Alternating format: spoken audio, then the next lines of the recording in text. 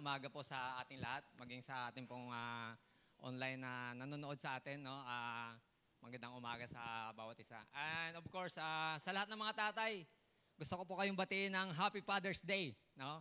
Ito po yung araw natin ngayon, di ba? At syempre, mamaya po, may pasurpresa po yung nanay sa atin. So kaya, enjoy po natin yung araw na to, no?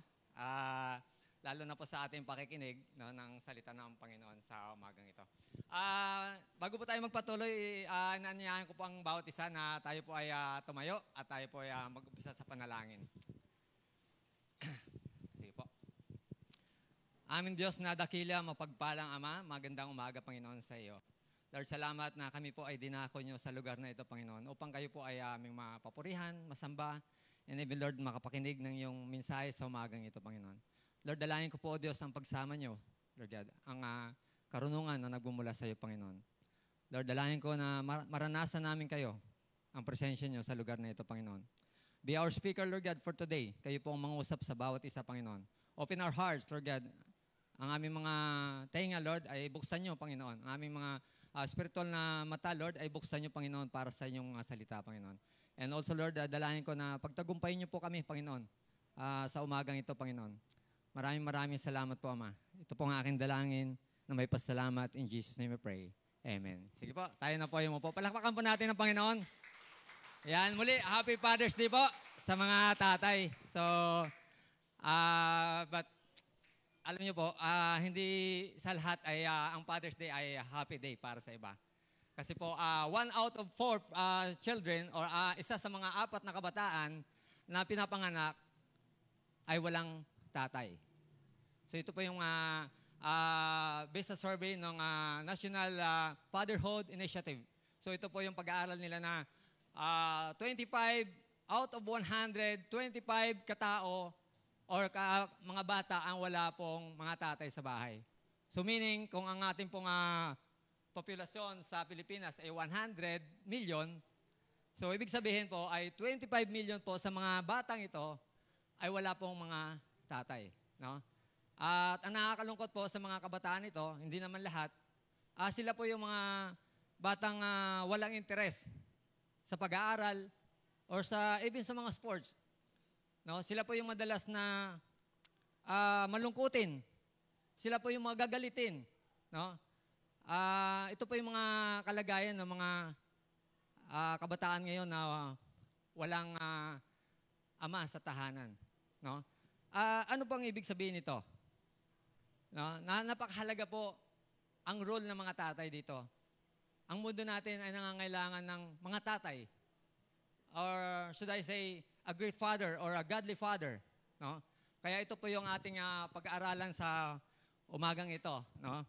Bilang isang tatay po, napakalaki po ang responsibilidad natin mga tatay, mga tungkulin. No? Kaya paalala po sa mga kabataan na someday gustong mangarap na magkaroon ng pamilya, lalo na yung sa mga magpapakasal. No? Ito po yung mahalagang dapat na bigyan ng malaking or baga seryosong pagdedesisyon yung pag-aasawa. No? May kasabihan nga ng mga matatanda, hindi po ito katulad ng kanin. No? Ang pag-aasawa ay tulad nila na katulad na isang kanin na pag isinubo mo ito, pag mainit, ay liluwa mo. So, hindi po yan.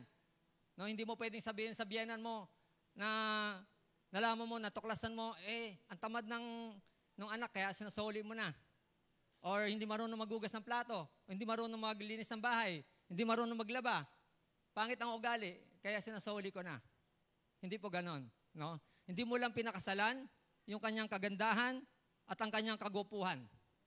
Pinakasalan mo din lahat ng pangit sa kanya. Ayun po ba? So yun po yung mga katotohanan na dapat natin makita sa mga kabataan ngayon. No, na somehow nangangarap kayo na someday magkaroon kayo ng pamilya. So malaking responsibilidad po ito, lalo na po sa mga tatay. No? Gusto ko pong kunin ang atensyon ng mga tatay. As sa magiging tatay, o sa mga binata rito or mga kalalakihan dito na someday gusto nilang magkaroon ng pamilya. No? Malaki pong responsibilidad natin mga tatay. No? Katulad na ng nabanggit ko dito na mahalaga po kung ano po yung ipinapamuhay natin ngayong mga tatay. Ito po yung makaapekto sa ating mga henerasyon, sa ating henerasyon, sa susunod na henerasyon. No? Kung panamuhay mo ang buhay na matuwid, makikita po ito, malaking epekto po ito sa ating komunidad o sa ating mundo, sa ating bansa. No? At kung hindi ka naman namuhay na maayos, maging epekto rin to, malaking epekto rin to para sa kanila. So kaya po ito yung pag-aaralan natin sa umagang ito. No? Kaya isang paalala po, no, hindi po pananakot yun sa mga kabataan. No, kailangan pag-isipan nyo. Napakalaki pong responsibilidad. No, kaya yung karamihan ay nabibigla sa responsibilidad na ito at karamihan po ay umaayaw sa kalagitnaan ng kanilang pagsasama. So dapat po mahalaga po natin na inaaral po yan. No? So ang pamagat po or yung title po ng ating pag-aaralan ngayon, okay, pakibasa nga po natin na malakas, lalo na po yung mga tatay. Ang mahalagang, yan, no? Mahalaga, no? Yung tungkulin natin ng mga tatay, mahalaga po. No? Ang pagiging isang ama ay mahalaga po ang ating responsibilidad bilang mga tatay. At ito po yung pangunahin or basic na ginagawa ng mga tatay. Mapa-Kristiyano ka man o hindi, dapat ginagawa mo to. Dapat ikaw po yung protector.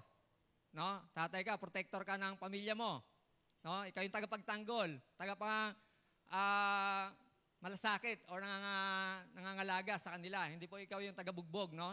Hindi po 'yon. Ikaw ay protector, no? At pangalawa, ikaw po ay provider, no? Mahalaga po na makita po natin mga tatay, no, or mga kalalakihan na ito po yung tungkulin natin. Provider, no?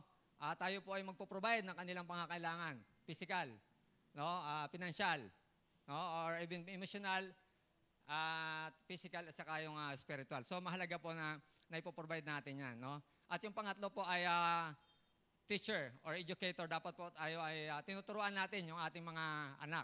No? Isa po yan sa mga basic or mga mahalagang tungkulin, no? Ng bilang tatay. So at hindi lang po yan. No? At marami pa po tayong matutunan sa umagang ito. So, sabi sa bago po tayo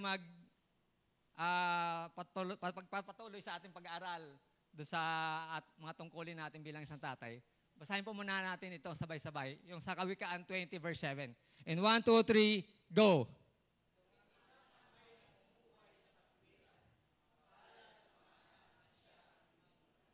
Sabay-sabay po tayong lahat, mas malakas. And 1, 2, 3, go! Kung ang isang amay namumuhay sa katwiran, mapalad ang mga anak na siya'y tinutularan. No? So, sabi sa English dito, the righteous who walks in his integrity, blessed are his children after him. So, sabi dito, ano po yung mahalagang matutunan natin, no, or makukuha natin sa isang mabuting ama or namumuhay sa matuwid na ama? No? Ano po yung makukuha natin? O ano po yung matutunan natin? If a father lives in a righteous, sabi dito, blessed are their children that follow them.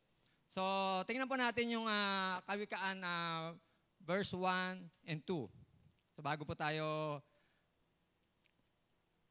ayan, sabi dito,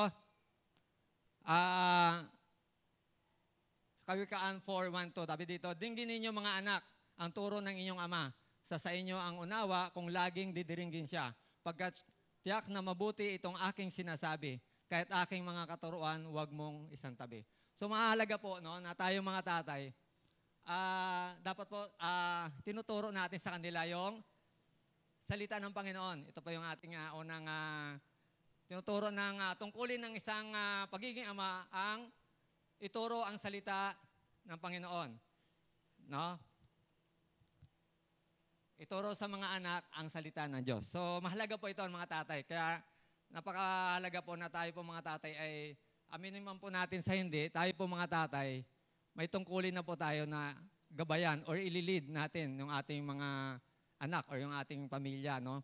Tanggapin mo man sa hindi, ito po yung katotohanan na dapat ililid natin or pangunahan natin yung ating mga anak. At mahalaga po na tayo mga tatay, lalo na po tayo mga mananampalataya sa Panginoon, dapat po ay natututo po tayo or alam po natin yung salita ng Panginoon o yung prinsipyo ng Panginoon. No? Sabi dito sa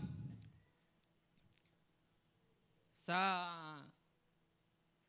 Kawikaan 4 and 5,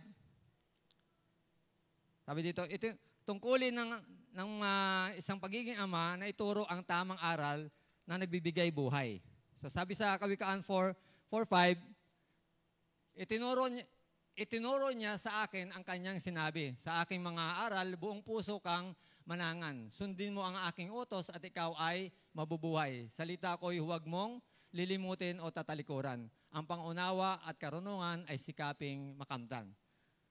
So, kaya nga po, napakahalaga po na tayo mga tatay, sabi ko nga kanina, na binabasa po dapat natin yung ating Biblia. O yung salita ng Panginoon. Kasi dito po tayo kukuha ng mga aral na ituturo natin sa ating mga anak. No? Napakahalaga po na tayo, maging mabuting modelo tayo para sa ating mga anak o sa ating pamilya. Kasi kung wala tayong kaalaman o wala tayong karunungan patungkol sa salita ng Panginoon, ano po yung ating pwedeng ituro sa ating mga anak, no? Kaya dapat po, sabi dito sa ating binasa, sabi dito, sikapin, no? Sikapin nating, sabi dito, magkaroon ng, sabi dito, saan na ba yan? Sikapin natin, no, na magkaroon tayo ng panahon sa pag-aaral ng salita ng Diyos. No, mahalaga po ito, mga tatay. Nakikiusap po ako sa inyo na tayo, simulan po natin sa atin, no, para magkaroon po tayo ng magandang, or masabi natin na magandang ituturo or magandang modelo tayo sa ating mga anak. No, napakahalaga po nito. So sabi sa number 2, sa Kawikaan 4:7-9, tungkulin ng isang ama, no, tungkulin ng isang ama ang pagtuklas ng kaalaman. So dapat po tinuturo natin, no? Kaya nga napakahalaga po sa mga tatay na malaman natin ito, no? Malaman natin ito ang prinsipyo ng Panginoon. Sabi sa Kawikaan 4:7, sabay-sabay nga tayo para hindi po tayo antokin. In 1, 2, 3, go! Unahin sa class ng karunungan. Ito'y pilitin mong matamo kahit gaano kamahal. Karunungan, ulit. Sorry, sabay-sabay po. Hindi po tayo nagkakasabay-sabay. In 1, 2, 3, go! Unahin mo sa lahat pagtuklas ng karunungan. Ito'y pilitin mong matamo kahit gaano kamahal. Karunungan ay pahalagan at ika'y kanyang itataas. Bibigyan kang karangalan kapag iyong niyakap. So sabi, tayo mga tatay po, dapat po natin inuuna, no, ang pagtuklas ng karunungan para po mayroon din po tayong maibahagi, no, sa ating mga anak. Alam niyo po, marami sa mga tatay ngayon, hindi po lahat, no, at alam ko wala po dito noon, no. Kung ano-ano po yung mga tinuturo nila sa kanilang mga anak, no. Kaya marami mga kabataan ngayon naliligaw ng landas o napapariwara ang buhay.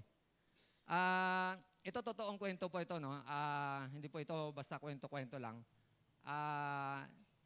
Nung ako ay nagtatrabaho, pasabi nung tatay na kasama ko sa trabaho, meron siyang isang anak, no, na lalaki. Sabi niya, paglaki ng anak ko, 18 years old pa lang, dadalhin ko na to sa bahay aliwan. Grabe, di ba? Grabe po. Yan po yung mga katuruan ng mga tatay na walang pagkaunawa o walang pagkakilala sa Diyos. Mayroon pang mga tatay, anak, tabihan mo ako, dito ka. Samahan mo ako sa pag-inom. Para pagka ano mo yung mga tropa mo, hindi ka basta-basta babagsak. Tuturuan kita kung paano minom. So, napakalayo po ng mga itinuturo nila. No? Mayroon pa dyan. Sabihin pa sa anak, pag may nangapi sa'yo, sasabihin mo agad sa tatay mo. Sabihin mo agad sa akin, walang mga api sa sa lugar natin. Pulis yata itong tatay mo. So may mga ganong katuruan, no? Sa halip na turuan nila ng mabuting katuruan na nanggagaling sa Panginoon, ito po yung mga naririnig natin sa mga tatay, no? Alam ko wala po dito noon, no? Sa iba po ito.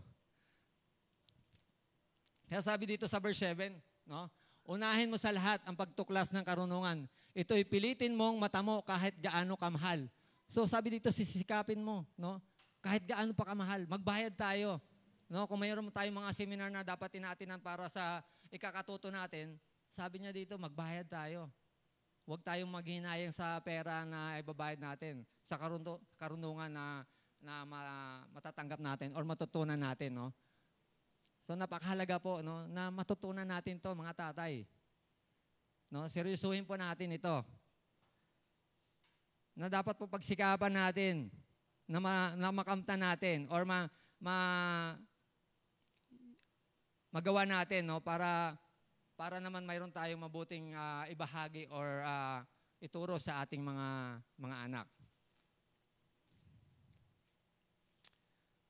At sabi dito sa number 3, tungkulin ng mabuting ama or tungkulin ng isang pagiging ama ang kahalagahan ng pakikinig. Yan, sabi dito sa Kawikaan 4:10-13, ito mga bata, mga kabataan nandito, makinig po kayo, napakahalaga po nito. Sabi dito, in 1, 2, 3, go. Mga kabataan, lakasan natin. In 1, 2, 3, go. Makinig ka, aking anak. Payo ko ay tanggapin. Lalawig ang iyong buhay, maraming taon ang bibilangin. Ika'y patnubayan ko sa daan ng karunungan. Ituturo ko sa iyo ang daan ng katwiran. Hindi ka matatalisod sa lahat ng iyong akbang. Magbabilis man ang lakad ay hindi ka mabubuwal. Panghawakan mo nga ito at huwag pabayaan. Ito ay ingatan mo pagkat siya ay iyong buhay. Alam niyo po, mga kabataan, mahalaga po yung ating pakikinig. No? Pakikinig natin sa ating mga magulang. Marami pong mga kabataan ngayon ang napapahamak dahil hindi marunong makinig sa mga magulang. Sinabi ng mga magulang, anak, mag-aral ka muna. Anak, saka na lang yung pagbo-boyfriend-girlfriend. No? Kaya ako natutuwa po ako dito sa atin sa church. Itinuturo po ito dito eh. No, na mahalaga po na pinapakinggan natin to. Hindi po kayo pinagbabawalan. No? Ginagabayan po kayo.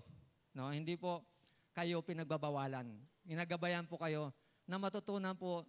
Kasi po kung hindi po kayo makinig or hindi kayo matutong makinig, maraming po mga kabataan ngayon, maaga pa lang, hindi pa nakapagtapos ng pag-aaral, second year high school pa lang, buntis na. Dahil sa hindi pakikinig sa mga magulang. So mahalaga po na napapakinggan natin sila. No? Napakahalaga po na matutunan natin ang pakikinig sa ating mga magulang. Maraming mga kabataan ngayon, bata pa lang, nasa kulungan na. No? Dahil sa katigasan ng ulo, hindi marunong sumunod or makinig sa mga magulang. Kaya maraming mga kabataan ngayon, manginginom, nagbibisyo. No? So, mahalaga po ang ating pakikinig, lalo na sa mga kabataan. Napakahalaga po ng ating pakikinig, lalo na sa mga magulang. Mayroong mga kabataan, nakapag-graduate lang, nakapag-ano lang ng magandang trabaho, kung paano na nila lapasanganin ng kanilang mga magulang. Ang isang hindi pakikinig sa mga magulang ay ito po ay kawalang respeto or kalapastangan. Kalapastangan po ito sa mga magulang. No? Kalapastangan po ito sa ating mga magulang.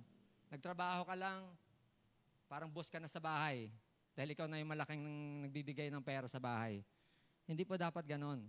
No? Hanggang sa poder ka ng mga magulang mo or kahit may asawa ka pa or may pamilya ka na sarili, mahalaga po na natutunan po natin na pakinggan sila.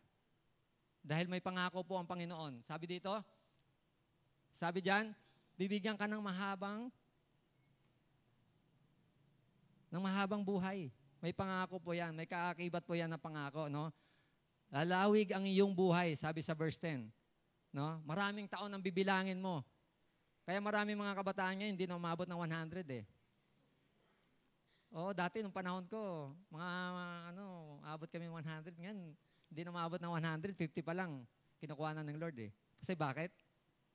Maraming mga kabataan ngayon, lapas na sa mga magulang eh. Hindi na marunong makinig. No? Hindi lang po yung dati na sinasabi dahil masarap daw yung pagkain noon, wala daw ang chemicals. Hindi po. Ito po yung tinuturo ng Bible. Totoo po ito. Lalawig ang buhay nyo kung matuto kayong makinig sa inyong mga magulang. Kung matuto lang kayong pakinggan ang mga aral ng mga magulang, hahaba ang inyong buhay, pagpapalain kayo. Amen po ba, mga kabataan? Pwede pa natin palakpakan ng Panginoon? So again, mahalaga po na ano man ang marating natin sa buhay, mga kabataan, gumanda man ang buhay mo, mataas na yung or malayo na yung narating mo, wag po tayo makakalimot na ang ating mga magulang ay ating din pararangalan, no? Or wag nating kalimutan. Or atin silang pakinggan, no? Alam niyo po, ito po yung hirap din po ako sa bagay na ito dati. Sa mga tatay po, hindi po kawalan ng tatay na makinig din po tayo minsan sa ating mga anak. Ako dati, ito yung natutunan ko na dati parang, kasi tatay ako parang ayaw kong tanggapin yung sinasabi ng anak ko sa akin. Anak lang kita, tatay ako, mas matanda ako sa'yo. So hindi po ganun. No? Minsan may mga insight din mga kabataan, lalo na ngayon, matutunan natin makinig mga tatay. Hindi porket tayo matanda, tayo yung tatay, tayo lagi ang tama. Hindi po. Pero ito naman mga kabataan, wag niyo pong gagawin to. No? Na pagkagalit na yung tatay nyo, kahit anong pilit mo na tama yung gusto mong mangyari, kahit tama yung punto mo, wag mo ipilit. Hindi po yan makikinig, hindi po yan kaagad mapapakinggan ng tatay. Pagka nasa puntong galit na yung tatay, kahit anong tama pa yung sinasabi mo, hindi yan matatanggap ng tatay. Hayaan mo muna, pakalmahin mo muna. No? Saka mo kausapin. Saka mo lambingin. No? Hindi basta-basta po. Yun po yung technique dan. Hindi po dapat natin sasagupaan o sasabayan yung galit ng mga tatay. No? Kahit mayroon ka pang gustong gawin or na tamang sasabihin. Wag mong ipilit muna yan. Hindi yan matatanggap ng tatay. Yan po yung natutunan ko. No? Kaya ako, salamat sa Panginoon na natuto ako na makinig. Natuto ako na i-analyze yung sinasabi ng mga anak ko. Na hindi po kawalan ng pagiging tatay na mahingi na minsan ng sorry pag tayo nagkamali. Or pag tayo ay may nagawang mali sa ating mga anak. Mahalaga din po ito mga tatay. No? Two-way relation po ito. Hindi po nakakahiya. No? Kasi tayo mga tatay, ma-pride po tayo Kaya kung bakit hindi natin matanggap Kaya mahalaga matutunan natin na makinig din sa ating mga anak. Matutunan din natin magpakumbaba. No? Sabi dito sa number 4, sa Kawikaan na 4:14-15. Kanungkulin ng isang ama, ang pagiging isang ama, ang ituro sa mga anak na ilayo sa kasamaan, sa daan ng kasamaan. Sabi dito sa Kawikaan 14:15, ang daan ng kasamaan ay huwag mong lalakaran. At ang buhay ng masama, huwag mo ngang tutularan. Kasama ay iwasan mo, ni huwag lalapitan. Bagkos nga italikuran mo, tuntunin ang tamang daan. So napakahalaga po na dapat po itinuturo natin yung tamang daan. Or yung tinuturo ng Panginoon, yung prinsipyo ng Panginoon sa ating mga anak. No?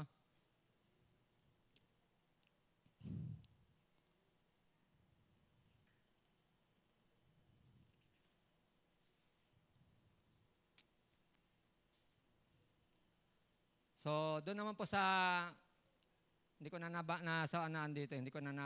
naisulat dito. No? Pero doon naman sa mga kabataan na walang mga tatay ngayon, wag po kayong malungkot, wag po kayong mag-alala. Dahil basahin nyo na lang to, no? Isulat nyo na lang to. Sa Psalm 27:10, verse 10, no? Sabi doon, maiwan man ako ng aking mga magulang, may Panginoon pa akong maasahan. No? Mayroon pa tayong Diyos na maasahan. Mabigo, hindi man natin nakuha or natamo yung gusto natin sa ating mga magulang or hindi man naibigay yung ating pangangailangan ng ating mga magulang. No, sabi dito, mayroon pa tayong Diyos na maasahan. Ang Diyos natin ay mapagmahal. Ang Diyos natin ay tapat. Ang Diyos natin ay mabuti. Maasahan siya. No? Minsan, ang mga magulang natin or yung ating mga tatay pwede tayong biguin. Pero ang Panginoon, hindi tayo bibiguin. Ang pangako niya, hindi niya tayo iiwanan o pabayaan. Kaya,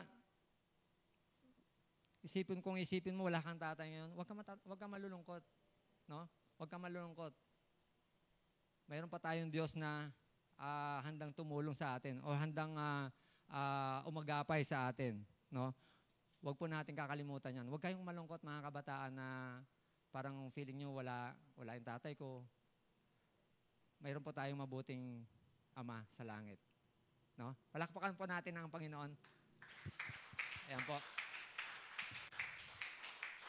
Yan. So next, doon na po tayo sa ano, no? Sa pangalawang yugto or sa second part, no? Mahalaga po ito, mga tatay, makinig po kayo. Mabilis lang po tayo. Huwag po kayong tutulog-tulog. Mabilis lang po itong preaching natin. Sabi dito, no, mga tatay, makinig po tayo, mabuti, no? Mahalagang tungkulin ng isang pagiging ama. Sabi sa Ephesians 5:25. Ayan. Sabi dito, mga lalaki. Kaya sabay natin, sabay-sabay tayo mga lalaki. Sa mga lalaki lang, ha? And 1, 2, 3, go! Mga lalaki.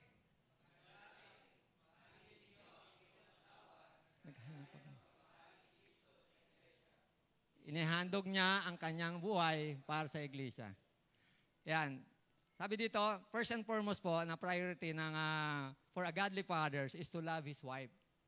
Mga tatay, tandaan po natin yan, lalo na yung mga binata dito or mga kabataan dito na lalaki. Pag nag-asawa kayo, ito po yung ating mahalagang tungkulin, no, bilang asawa. No? Mahalin po natin yung sabi dito? So sinabi dito, no? Sabi mga lalaki, sabi niya dito, mahalin ninyo ang inyong asawa. So malinaw po yan na hindi mga asawa. Malinaw po yan, ha? Isa lang, ha? Hindi mga asawa. Sinabi dito, mahalin ninyo ang inyong asawa. Mga tatay, isa lang po dapat, malinaw po yan. May nagtatawanan doon sa likod, oh. So mahalaga po mga tatay, ha? Mahalaga po na maunawaan natin ito mabuti. Napakahalaga po nito mga tatay. So sabi dito, sa ating binasa, kagaya ng pagmamahal ni Kristo, no? Na inahandog niya yung buhay niya. Sinakripisyo niya ang buhay niya. Handa siyang mamatay para sa atin. No? Na dapat ganun din tayo, no? Handang mamatay sa ating asawa, handang mamatay sa ating pamilya. Hindi po handang mamatay sa ating trabaho, sa ating pagtatrabaho. Maraming mga tatay ngayon sub-sub sa trabaho, no? Masipag sa trabaho, committed sa trabaho. No, pero pagdating sa bahay, hindi makitaan ng responsibilidad sa bahay. Hindi ko sinasabi na mali po yung maging committed sa trabaho. Dapat lang po natin ginagawa na maging committed po tayo sa trabaho natin. Pero kung napapabayaan mo na yung pamilya mo, ito na may malaking katanungan or may malaking problema na. No?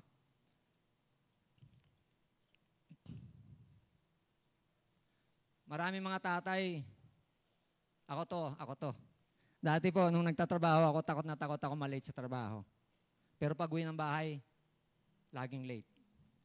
Takot na takot ako mag-absent sa trabaho, pero laging akong absent sa bahay. Kahit day off ko, hindi ako makita sa bahay noon eh. Noon po yun nung hindi pa ako Kristiyano. Nung nagpapasimula pa lang ako. Para bang takot na takot ako malate sa trabaho o takot na takot ako mag-absent sa trabaho. Pero hindi ko na malayan, nagkukulang na pala ako. Nagkukulang na pala ako sa responsibilidad ko sa aking pamilya. No? Na sana po, mga tatay, hindi lang po pinansyal ang pangangailangan ng ating pamilya. Marami dito pinagliliban ng linggo para lang sa trabaho. Sub-sub sa trabaho. No? Pero pagdating sa pamilya, hindi lang po pinansyal ang kailangan po ng ating pamilya, mga tatay. Kailangan din po nila yung ating atensyon or yung ating pagmamahal. Maraming mga tatay ngayon nag-i-exist, parang hindi nag-i-exist sa bahay, hindi maramdaman sa bahay. Maramdaman lang ang naramdaman lang sa kanila, yung pasigaw nila, yung paggalit nila. No, hindi na maramdaman sa mga tatay yung pagmamahal nila sa mga anak. No?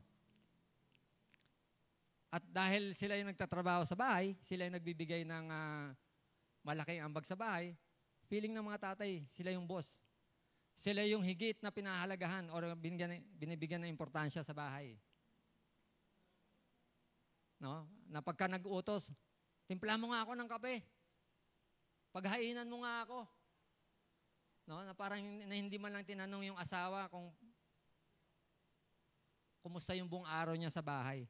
Alam niyo po, mga kapwa katatayan, ito po yung natuklasan ko po, no? Ang mga nanay po natin, mga asawa po natin babae, ay hindi lang po yan minsan electrician, hindi lang po yan labandera, hindi lang po yan kusinera, minsan tubero pa yan, minsan taga-janitor pa yan o taga-housekeeping pa yan, no? Marami po, maging minsan nurse pa yan pag may sakit yung mga bata. So, wag mo sasabihin na ikaw yung napapagod sa trabaho dahil ang mga nanay pagod din po yan. No? Kaya yung parang feeling ng mga tatay dahil sila nagtatrabaho, sila yung pagod, dapat sila yung pagsisilbihan. Hindi po yan ang tungkulin or dapat na tungkulin ng isang mga tatay, no? Hindi po dapat na ginagawa natin yan sa ating mga pamilya.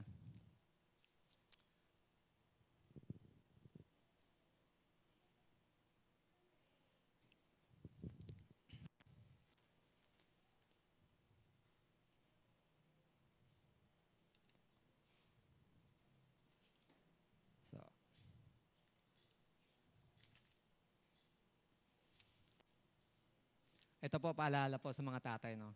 Ito po, wag po natin gagawin to sa bahay. Mga profesional lang po gumagawa nito. Makinig po tayo mga tatay, no?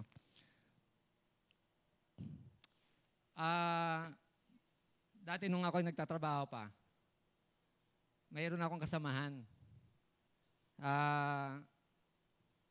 Medyo may edad na siya, 55 years old. At nung namatay yung wife niya, after ilang taon lang, nag-asawa uli siya. Yung napangasawa niya, nasa parang 48, 50 na rin. Nung minsan, nagkabiroan, sabi ng isang kasama ko, bakit ka pa nag-asawa? Malalaki na yung mga anak mo. Sabi niya, pare, mahal kasi magbayad ng katulong ngayon . Kaya ginawa ko, nasawa ko na lang. Mayroon na akong katulong, mayroon pa akong asawa. Diba? Wise, diba? Hindi po yan ang tinuturo, no? Wag po natin gagawin yan, no? Na yung mga asawa natin, yung asawa natin, ay hindi po yan katulong natin, no?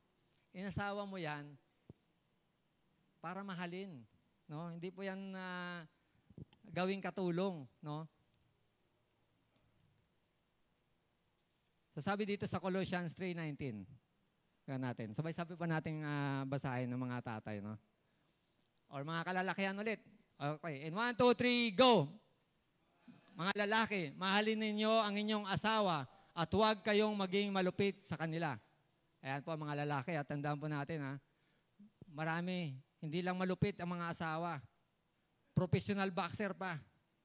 Na para bang hindi sila masaya pag hindi nila nabugbog yung kanilang mga anak at asawa. Na para bang ginawa nilang pampatulog yung pangbubugbog. Na parang masaya sila na nakikita nila namin. Alam ko wala po dito niyan sa atin. Sa iba po ito, na mga tatay. Na parang bang hindi sila masaya pag hindi nila nabigwasan or nabigyan ng suntok ang kanilang mga asawa. So hindi po yan tungkulin, mga tatay po mga kabataan na gustong mag-asawa dito Hindi po yan tungkulin natin na bugbugin, no? Ang ating asawa, no? Babae po yan, hindi po yan punching bag, no? Hindi po yan dapat na ginagawa natin mga lalaki, mga professional boxer lang gumagawa nito. Kaya wag po natin gawin ito sa ating mga anak. Wag po natin gawin ito sa ating asawa, no? Kung ayaw mo na sa asawa mo, wag mong bugbugin. Isuli mo na lang sa mga magulang nila o sa biyanan nila, sa biyanan mo. No? Kaysa mamatay sa bugbog yan. No? Kung ayaw mo, isuli mo na lang. No? Wag mong papatayin sa bugbog. Ang asawa po natin, minamahal po natin yan, mga lalaki. Tandaan po ninyo, mga lalaki.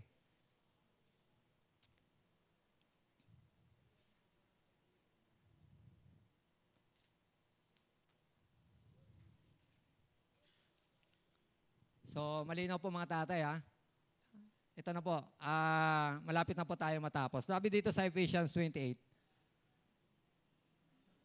Ephesians 28, yan.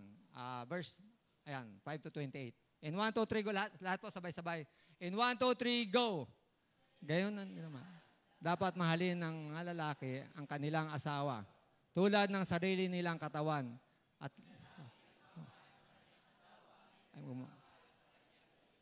yan. Salamat no? Salamat sa Panginoon. So, ang ibig sabihin lang po nito, mga katatayan, wala pong taong na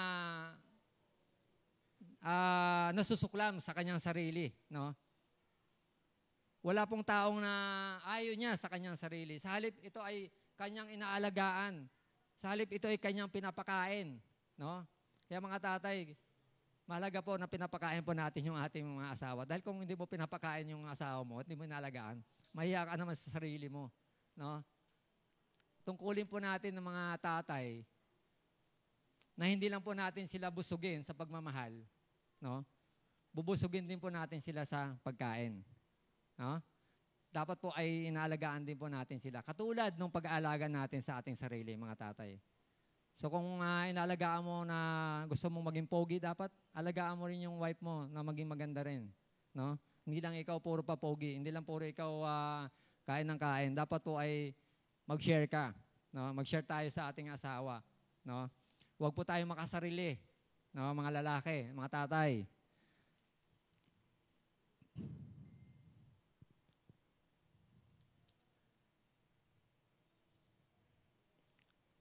Ito po, mga nanay naman po, no? Mga nanay po nandito. Huwag din po natin gawin to sa bahay. Mga profesional lang din gumagawa nito, no? Mayroon po akong kwento sa inyo. May kwento po patungkol sa mag-asawa, no? Isang gabi, yung lalaki umuwi, gabi na, late na. Pagdating ng bahay, galing sa trabaho, gutom na gutom siguro. Pagbukas ng pinto, ang bungad kaagad kay Mrs. Anong ulam? Ganun kagad yung bungad. Sa buwisit nung wife, sabi ng wife, andun sa lamesa, mamili ka na lang. Yung lalaki, punta naman sa lamesa.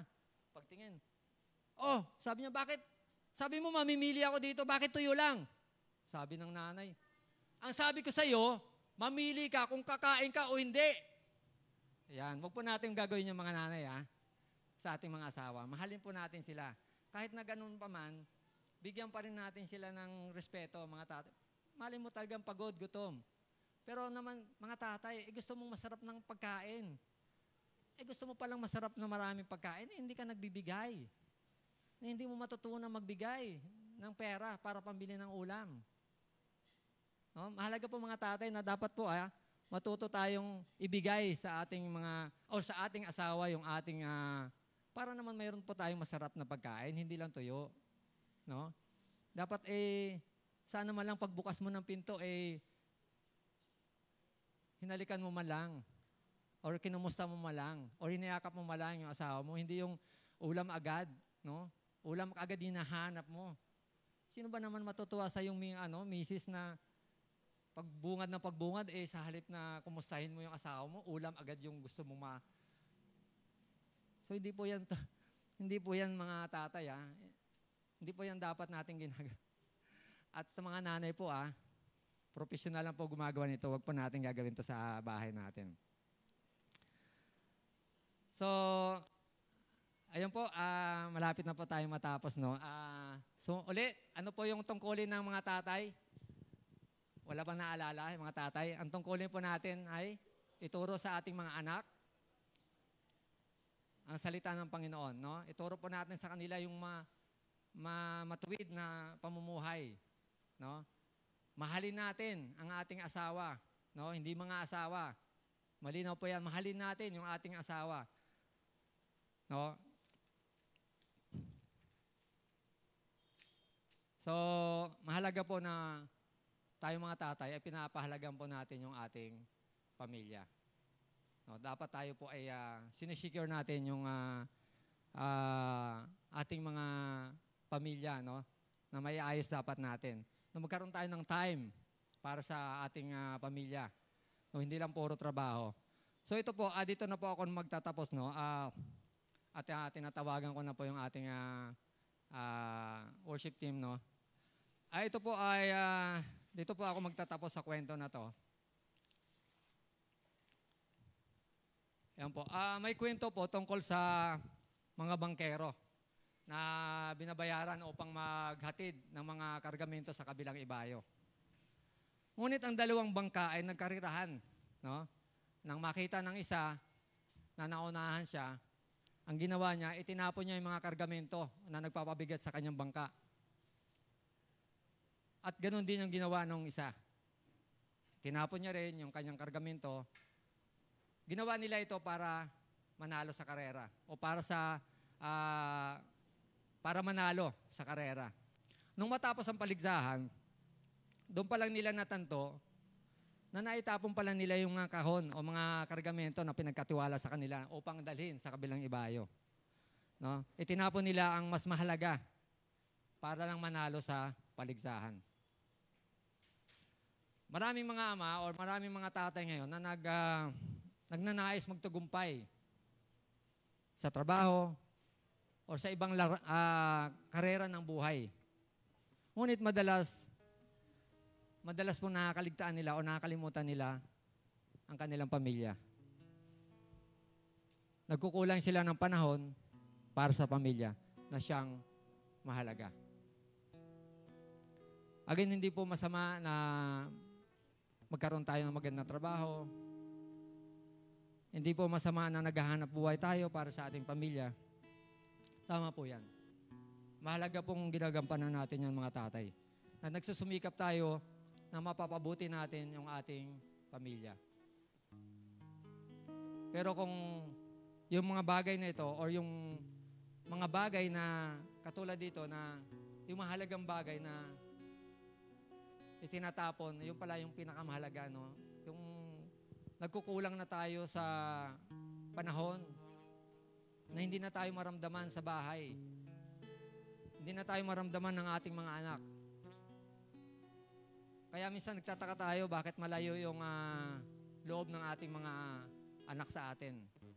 Kasi nagkukulang na tayo ng panahon sa kanila. Mas gusto pa nila sa barkada, mas gusto pa nila sa ibang bahay, kasi hindi na nila makita sa loob ng bahay yung hinahanap nila. So ito po yung mga nangyayari ngayon. Ito po yung mga nangyayari ngayon sa ating mundo. Kaya napakahalaga po mga tatay na pahalagahan po natin, no? Ang tungkulin natin sa ating mga anak, ang tungkulin natin sa ating pamilya. Na huwag natin kalimutan ang mahalagang bagay o mahalaga. Yung pamilya natin mahalaga. Yes, mahalaga yung trabaho. Pero mas mahalaga po yung ating pamilya kaysa sa trabaho. Ayan po ba? Pwede po natin palakpakan ng Panginoon. Ayan po, awit po tayo sa Panginoon bago po tayo magwakas sa panalangin.